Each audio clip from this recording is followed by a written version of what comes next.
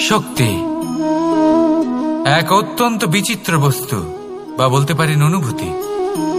পিতা সবসময় চান যেন তিনি তার শক্তি পুত্রকে সঁপে দিতে পারেন, যাতে সে শক্তিশালী হয়, যাতে তার মঙ্গল হয়।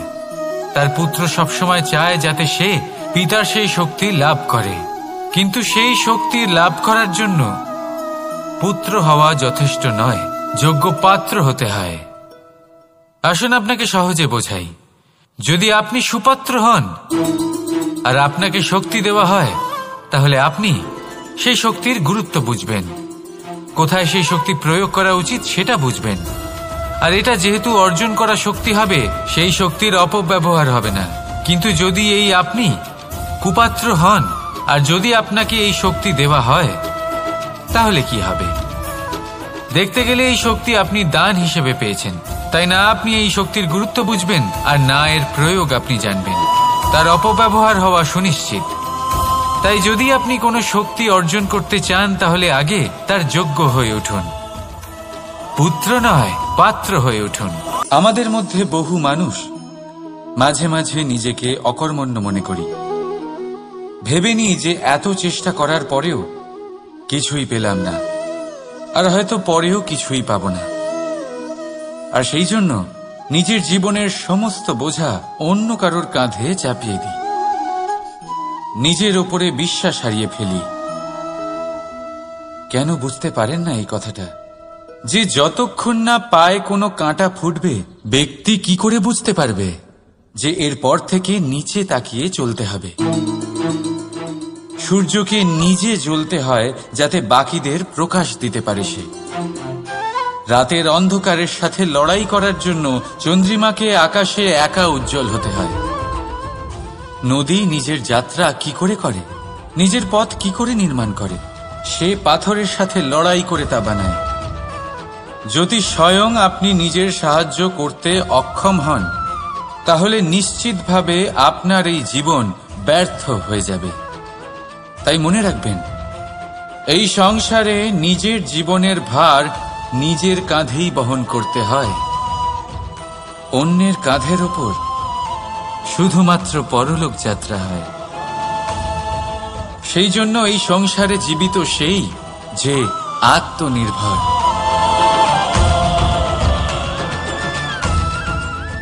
রাধা রাধা। নিয়তি। রাধা আমাকে বলে, কৃষ্ণ, যদি তুমি জানো যে নিয়তিতে কি আছে, তাহলে তাকে বদলে দাও না কেন? মহাদেব আমাকে বলেন যে শ্রীকৃষ্ণ, যদি আপনি এটা জানেন যে সাম্বের নিয়তি এটাই, তাহলে আপনি তাকে বদলানোর চেষ্টা কেন করেন? কেন? কারণ আমি একজন পিতা, আর পিতার কর্তব্য এটাই, তিনি যেন সম্ভাব্য সব চেষ্টা করেন নিজের সন্তানের মঙ্গলের জন্য। নিয়তি আমি জানি, কিন্তু এটাও আমি জানি যে কর্মের থেকে বড় আর কোনো নিয়তি হতে পারে না। অভিজ্ঞতাও রয়েছে যে কর্মের হাতে নিয়তির এই চক্র বদলে যেতে পারে। তাই জীবনে যদি আপনার কখনো এমন মনে হয় যে এটা তো অসম্ভব, তখনও চেষ্টা করা কখনোই ছাড়বেন না। কে বলতে পারে আপনারই কর্মের কোনো এক বীজ হয়তো নিয়তির চাকায় আটকে গেল, আর নিয়তিকে নিজের পথ পাল্টাতে হলো, ঠিক কিনা? সেই জন্য নিয়তিকে ভাগ্য মেনে নিয়ে চুপ করে বসে থাকবেন না। নিজের নিয়তি স্বয়ং নিজের কর্মের দ্বারা নির্ধারিত করুন, কারণ আপনার এই কর্মের ওপরেই আপনার অধিকার রয়েছে। আর এই অধিকারকে নিয়তি অনেক সময় সম্মানও করে। তাহলে আসুন আর আমার সাথে ভালোবেসে বলুন, রাধা রাধা। আজ আপনাকে একটা গল্প শোনাচ্ছি। একদিন এক ব্যক্তি নিজের দ্বারে লিখে দিলেন, আজ আমি ভীষণ দুঃখী, আজ আমার সাথে কেউ দেখা করতে আসবেন না। কিছুক্ষণ পরে তার এক বন্ধু এলো, সে সেই লেখা পড়ল, তাও গিয়ে তার সাথে দেখা করল। সে বলল, আমি লেখাপড়া জানি না, কিন্তু আমার বন্ধুর মনের এই বেদনা, এটা আমাকে সবসময় ডাক দেয়। এরাই হলো আসল বন্ধু। কোনো কারণে আপনি যদি দুঃখ পান, কোনো সমস্যার সমাধান না বের করতে পারেন, এই সংসার থেকে আলাদা হয়ে যেতে চান, তাও এই বন্ধু আপনার সাথেই থাকবে। সমস্যার সমাধান না দিতে পারলেও আপনার সম্বল হয়ে অবশ্যই থাকবে। হয়তো আপনার দুঃখ কম করতে পারবে না, কিন্তু আশার আলো অবশ্যই দেখাবে। যখন আপনি সংসারের থেকে আলাদা হয়ে যান, তখনও আপনার সাথে যুক্ত থাকে আপনার এই বন্ধু, আসল বন্ধু। এবারে আমরা মানুষেরা বড়ই বিচিত্র। তারা সব সময় যে কোনো জিনিসের মাহাত্ম্য দুবার বুঝতে পারে। এক, তা পাওয়ার আগে। দুই, তা হারাবার পরে। এবারে ঠিক এরকমই আমাদের বন্ধুরাও হয়। যদি আজ আপনার বন্ধুরা আপনার সাথে থাকে, তাদের প্রতি কৃতজ্ঞ থাকুন, তাদের প্রসন্ন রাখুন, তাদের মাহাত্ম্য বুঝুন। কারণ একবার আপনি এদের হারালে অনুতাপ করলেও আর এদের ফেরত পাবেন না। তাই ভালোবাসুন, বন্ধুত্ব বজায় রাখুন, আর আমার সাথে প্রসন্ন হয়ে বলুন, রাধা রাধা। সময়, কথায় বলে সময়ের পূর্বে কিছুই হয় না। প্রতিটা ঘটনার একটা সময় থাকে। সময়ের আগে না সূর্যোদয় হয় আর না সূর্যাস্ত হয়। সময়ের পূর্বে গাছে না ফুল ফোটে না ফল ধরে। কিন্তু একটা কথা ভেবে দেখুন, যদি বর্ষা আসার আগে কৃষক ভূমিকে না প্রস্তুত করে, বীজ রোপণ না করে, তাহলে কি ফসল ফলবে? যদি কোনো যোদ্ধা যুদ্ধের পূর্বে নিজের অস্ত্রে ধার না দেয়, তাহলে সে যুদ্ধ কি করে লড়বে? এর মানে এটাই হলো যে সময় আপনার যখন আসার তখন অবশ্যই আসবে, কিন্তু ততক্ষণ এটাও গুরুত্বপূর্ণ যে আপনি নিজেকে তার জন্য তৈরি রাখুন। কারণ এই সুযোগ, এই কথাটা শুনতে যত ছোট, এটা আসেও ততটা কম সময়ের জন্য, তারপর চলেও যায়। এবার যদি সুযোগ আপনার হাতে আসে আর আপনি তার জন্য তৈরি না থাকেন, তাহলে আপনি সাফল্য কি করে পাবেন? তাই আপনি সঠিক সময়ের জন্য অপেক্ষা করুন, সেই সুযোগের জন্য অপেক্ষা করুন, কিন্তু ততক্ষণ নিজের চেষ্টার দ্বারা নিজেকে আরো সক্ষম করে তুলুন। কারণ সাফল্য আপনার জন্য অপেক্ষা করছে, শুধু আপনি তার জন্য তৈরি থাকুন। রাধা রাধা। কথা মানুষের পাওয়া সবচেয়ে অদ্ভুত উপহার। এই কথাই মানুষকে এই সংসারের সমস্ত প্রাণীর থেকে ভিন্ন করে তোলে, সংসারের সবচেয়ে উপরে নিয়ে যায়। এই কথার কারণেই আমরা একে অপরের সাথে ভাব আদান প্রদান করি। আমি আমার মনের ভাবনা অন্য কাউকে ব্যক্ত করতে পারি, অন্য কেউ তাদের ভাবনা আমাকে ব্যক্ত করতে পারে। এই কথাই আমাদের সবচেয়ে বড় ঢাল। এবারে দেখুন, আপনি নিশ্চয়ই লক্ষ্য করেছেন, কারোর কথা মধুর হলে লোকে তাকে ভালোবাসে, তাকে নিজের বন্ধু বানায়। সেইভাবেই যদি কারোর কথা কঠোর হয়, তাহলে লোকে তাকে ঘৃণা করে, তাকে নিজের শত্রু মনে করে। এই কথাই ভাষা হয়ে আমাদের ইতিহাস রচনা করে। তবে আমরা কি সত্যি বাণীর বিষয়ে অতটাই ভাবি যতটা আমাদের ভাবা উচিত? ভেবে দেখুন, মানুষের কথা বলতে শিখতে কত সময় লাগে। কোনো বালক 1.5 বছর বয়সে কথা বলতে শেখে, কেউ 2 বছরে, কেউ 3। এবার দেখুন, মানুষ 1.5 বছর বয়সে কথা বলতে শিখে গেলেও তার কি বলা উচিত এটা সারা জীবনেও শিখতে পারে না। এর উপরে মনোনিবেশ করুন, এটা বোঝবার চেষ্টা করুন কি বলা উচিত। নিজের কথা শুদ্ধ করুন, নিজের কথা মধুর করুন, আর সেই মধুরতার সাথে আমার সঙ্গে বলুন, রাধা রাধা।